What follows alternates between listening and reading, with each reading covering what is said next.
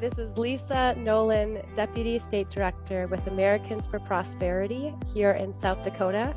And we have an opportunity today to have a great discussion around an issue that we've been helping work on called Amendment C. And so today we're talking with Grover Nordquist and Representative John Hanson of South Dakota, talking through Amendment C, what the issue is with taxes in general, and what opportunities there are. So starting off, I want to introduce you to Grover Nordquist. He is the president of Americans for Tax Reform, and he has just great policy information and great help that he's been for people all over the country in making lives better for Americans with less taxes. Grover, if you could give us a little bit of background on kind of what you do and how you got to where you are. Sure. Americans for Tax Reform was put together by President Reagan, and he asked me to run it to help pass the Tax Reform Act of 1986. In doing that, we created the Taxpayer Protection Pledge, signed by more than 1,000 state legislators, about 90% of all the Republicans in the House and Senate at the national level, about 16 governors that have said, I'm not voting for a tax increase, not happening. I'm not signing a tax increase. And since 1994, there hasn't been a tax increase that passed in Washington if the Republicans had the House or the Senate, because they've all taken the pledge. It only happens when the party that doesn't take the pledge actually gets both houses of the Congress and the presidency. So we've really stopped tax increases unless there's united Democratic government in Washington. And then we work in all 50 states with various coalitions to oppose all tax increases and support phasing the income tax out to zero, as you already have in South Dakota. Yeah, so far, let's hope we keep it that way. We get to talk about that in a few minutes, so that's great lead-in. And Representative John Hanson. Representative John Hanson brought Amendment C to the table. He passed this, passed 5003 through the legislature in 2021 for referral to the ballot. John, if you can give us some background on your side in this amendment. Yeah, you bet. Well, first of all, thank you, Lisa, for putting this together, and Americans for Prosperity for putting this together, and for all the work that you do in South Dakota through regulatory reform, reducing barriers, fighting for economic freedom. It's just amazing the work that you do, and I'm happy to partner with you any way that I can to advance our shared interests. I also want to say just at the outset that I have been a taxpayer protection pledge signer many times over. I so appreciate the work that you do, Grover, to help keep taxes low across the country. I just think it's so important that hard-earned money stays with families and individuals who need it, instead of being confiscated and redistributed by failed big government programs. So I just want to start out by saying thank you for your work, Grover, and I really appreciate it. So my name is John Hanson. I'm a representative from Del Rapids, South Dakota. I'm the Speaker Pro Tem of the South Dakota House of Representatives. I'm also the chairman of the House Judiciary Committee. And I'm just a believer that individuals and families know best how to spend their own money and not the government. And we've seen in South Dakota that low tax, limited government principles work. They secure stable governments. They lead to more economic liberty for the people. So we should embrace and pursue low tax governments. And this Taxpayer Protection Amendment that's going to be on the ballot in June is another great step in that direction.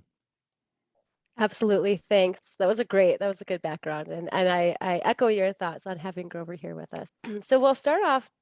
First of all, I want to ask you, Grover, what is the problem with taxes, right? It's the price we pay to live in a civilized society, right? We come together, we pitch in all of our money, and we dole it back out. It's very efficient, I'm sure. Just want to hear your take on that. Why is it important that we're working against tax increases? Well, you want taxes to be limited because you want government to be limited. The Constitution at the national level, at the state level, make it very clear that there's a limited number of things government should do and the rest they should not do. People should be allowed to run their own lives. The problem with taxes is that when you get a new tax imposed, like the income tax, at the national level, it was supposed to only affect about 3% of Americans.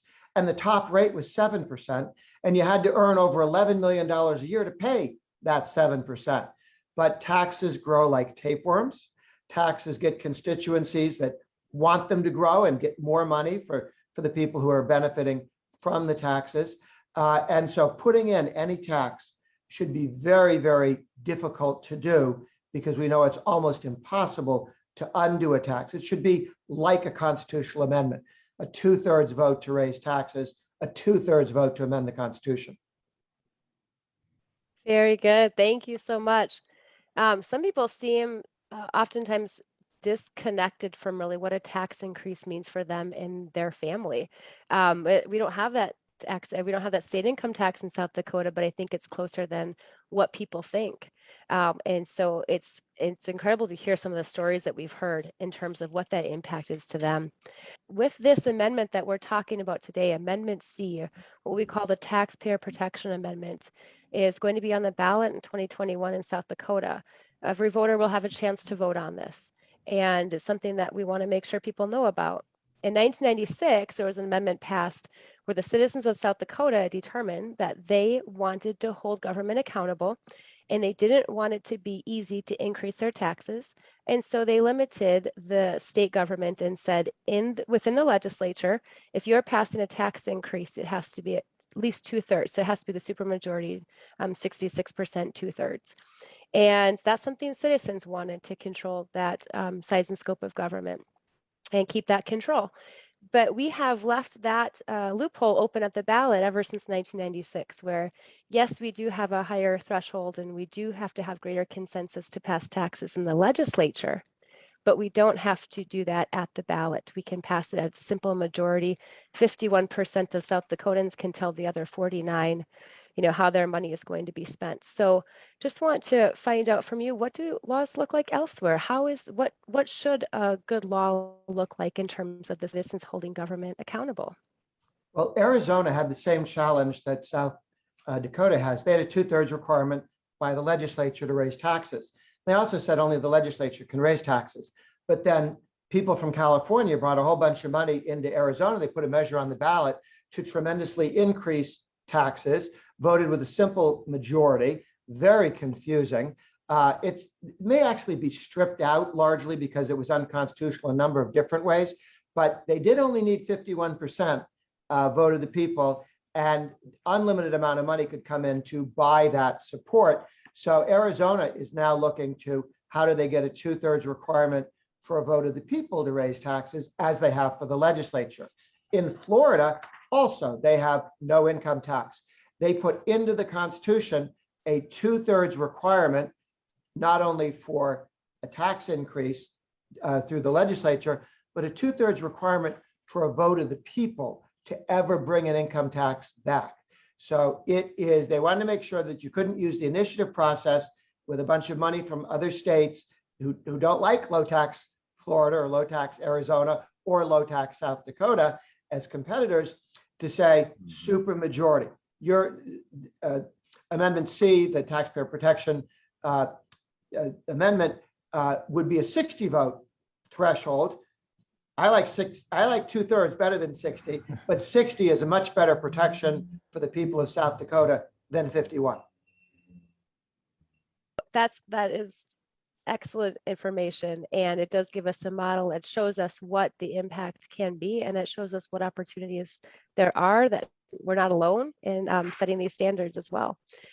So we can look to the other states that are successfully doing things like this. So over to you, Representative Hansen. You've been leading the charge on Amendment C. You did that through the legislature. How would you talk to your family and friends about Amendment C? Yeah, absolutely. Well, I mean, it should be hard to raise your taxes. It's literally taking the money that you earned out of your pocket, and increasing taxes is going to put a strain on families. And there's just no doubt in my mind about that. And you can just look at what's happening today, where the dollar is inflating and it's getting more expensive to buy groceries, or you can see gas prices. Imagine if gas prices go from $1.50 to $3 a gallon. Just that alone is a big strain on families. And so when we're talking about passing more taxes, creating more big government spending programs that might cause the government to increase taxes to pay for those programs, that puts a huge strain on families. And so there should be broader consensus before we start taking money out of people's pockets. And the smallest majority of people who happen to show up to vote at any given election should not be able to rob the money out of the wallets of everybody else. And in South Dakota, we don't want an income tax. We don't want a death tax. We don't have those now, and we don't want those in the future. And so if you want to avoid those kinds of taxes, you should absolutely vote yes on the Taxpayer Protection Amendment, Constitutional Amendment C. But, Grover's been around the block a lot more than I have on this issue, so I'd be very curious to, hear his thoughts on the same question. Look, constitutional protections against taxes going too high are extremely important. They've done a very good job since the 70s in a number of states of slowing the growth of government. And South Dakota has a little chink in its armor. It's protected against tax increases through the legislature by requiring a 2/3 vote, but it's not protected against a vote, an initiative vote that unfortunately can be whipped up with millions of dollars, tens of millions of dollars spent coming in from California. The North Dakota Constitution has been messed up completely by having California money come in and sell people on very bad, crazy initiatives that go on for thousands of words, things that don't belong in constitutions. So it's very important to police that, require a supermajority, make it difficult to raise taxes either through the legislature or not impossible, but difficult. There needs to be a very good reason. And that's why you want 2/3 or 60% vote to raise taxes by people, by the legislature. That's great. Thank you for that information, Grover. Really would close out just asking, what does the impact look like to a family in South Dakota? So we get an income tax. How does that affect them, or how does it affect the state in general? And then also, what other opportunities are there to protect taxpayers in South Dakota following something like this? Well, sadly, we know what happens when you put an income tax in. In the 1960s, 11 different states that had never had a state income tax, large states, New England states, New Jersey, Connecticut, all put in income tax, 11 states. And they found everything they were promised was the opposite. The policing compared to other states didn't get better. Education compared to other states did not improve. Economic growth compared to all other states got worse. So compared to other states that were just doing what they were doing, adding an income tax slowed down growth, slowed down job creation, made people less well off, and made public services worse, not better, worse when they had this new cash flow from the income tax. So there's a book, if you want, it's called The Wealth of States. You can go buy it on Amazon. And it's a very sad reading of how all these hopes of people are going to have an income tax, and we're going to get better schools, and we're going to get this, and prisons, and all that. Every single thing that you were promised turned out to be the opposite. The income tax made things worse, not better. I have not read that, but now I want to go back and check that out. The Wealth of States. Wealth of States. Thank you. That is certainly an attitude that you see. People are, when they're looking for that, they're looking for help. They're not looking for, government control. They're looking for help, and unfortunately, government control comes with that. So that's some really good perspective. But just to hear what the real life impact has been, we don't have to guess or theorize. We just can see it in action and what that has done. What's something we can look for long term? What are some opportunities or things you've seen where states have been successful? Even if we've got a decent tax climate here in South Dakota, how can we keep working to protect taxpayers there? You want to do a couple of things. You want to make sure that your government pensions are defined contribution, not defined benefit, meaning like a 401k or an IRA. That way you don't end up owing more money or expecting to pay people more money than you have. That's what's bankrupting California and New Jersey, and why states like Utah are in a better position, because they have a 401k or an IRA for government workers, not an endless promise. The other key thing is reduce the total number of taxes. All taxes are increased to the breaking point, to where political careers are broken. And when a property tax or a sales tax or an income tax, they go up until people start losing elections, and then they come down a little bit. And then they go back up until people start losing elections. If there are 3 taxes going up, it's more painful than if there's only one or two coming up. So a state like New Hampshire, with really only the property tax and some business taxes, and not a sales tax, not a statewide sales tax, not income tax, they have lower taxes. They don't like the taxes they have, but it's the whole burden is less. So fewer taxes are as good as lower taxes, because fewer taxes means less burdensome taxes. Excellent. Thank you very much for that answer. We have certainly gotten our time's worth in this conversation. I really appreciate the time that you both have given to us here at AFP in South Dakota. Thank you for joining us, Grover. Thank you for joining us, Representative Hansen. Lisa, thank you very much for having me. Thank you. Absolutely, my pleasure. Thank you so much. We just want to let you guys know that we're doing some work here at Americans for Prosperity. So we are just giving people ways to take action. We've seen a lot of activism already. Over 7,000 doors have been knocked on in South Dakota by staff and by activists and volunteers that want to make a difference here and spread the word. 35,000 households have been contacted by phone already. So we're raring to go to let people know about this. Representative Hansen, any other closing thoughts from you?